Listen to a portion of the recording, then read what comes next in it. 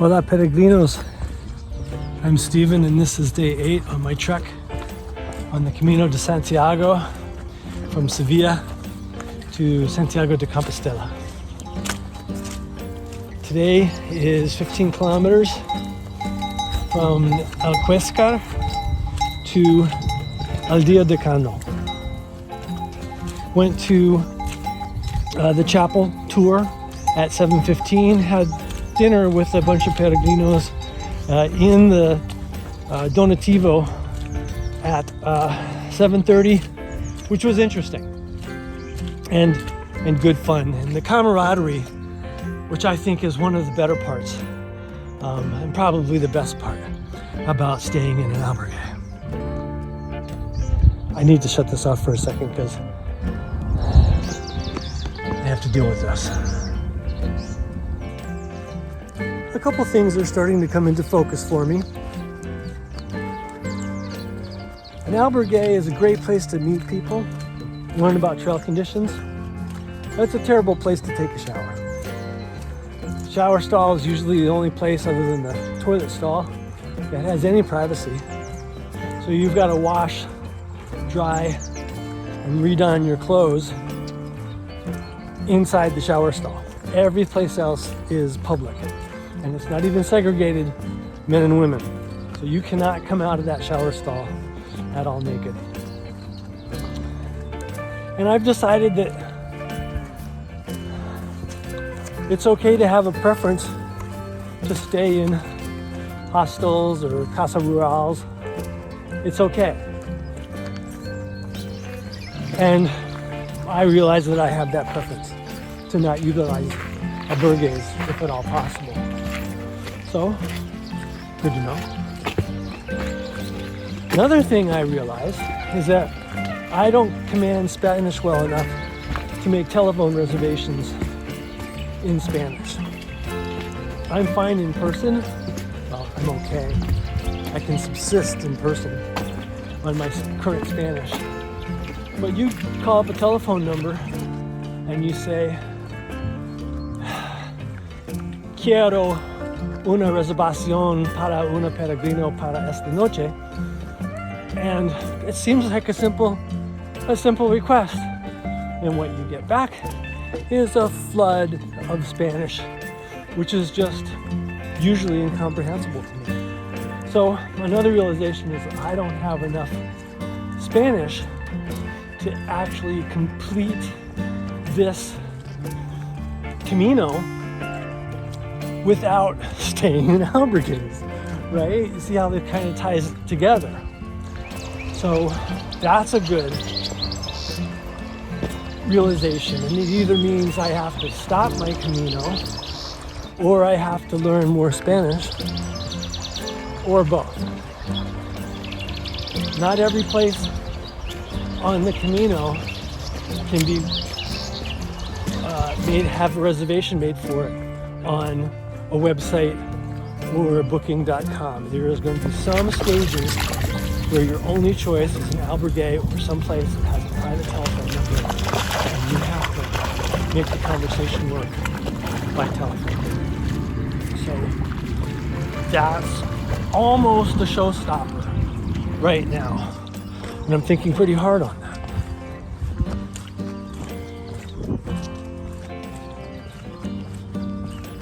A third realization is that as much as I enjoy walking a Camino, and I really do enjoy it, I am out here all by myself. It has finished raining again for probably a couple days, and it's beautiful. As much as I enjoy walking Camino, I actually find it more important to paint the landscapes, buildings, the statues in the Spanish cities through which I pass. I actually derive more enjoyment from sitting down and challenging myself to create a composition, to do a halfway decent drawing, to handle the paint, to create effects that I find pleasing. It's for anyone who's done art on a relatively steady basis. The challenge, like this challenge here, can you see this? The challenge, oh boy,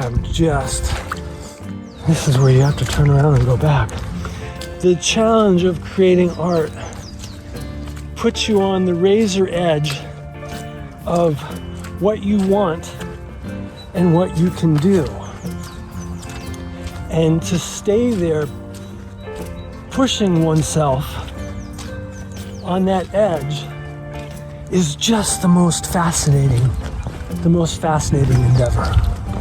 And when I can do both, walk and paint, I'm in a situation where I might have to choose, and I think my heart says I'd paint only if that were a choice I would have to make. So where am I after 8 days? 1, I prefer to stay in a private hostel. 2, my Spanish isn't good enough to guarantee me a private hostel or even accommodation at every stage. 3, if push comes to shove, I'd rather paint than walk. I didn't know what my questions would be at the beginning of this Camino,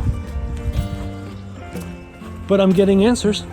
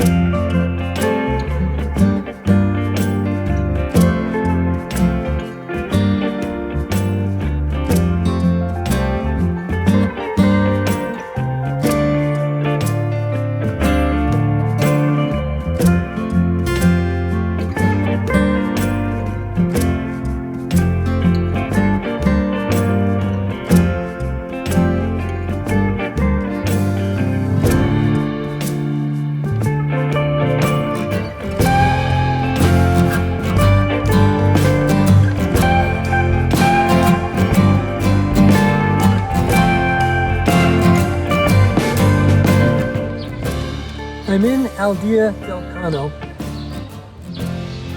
I've just finished this sketch of this church, and it includes my first watercolor of a palm tree, which could have turned out way worse.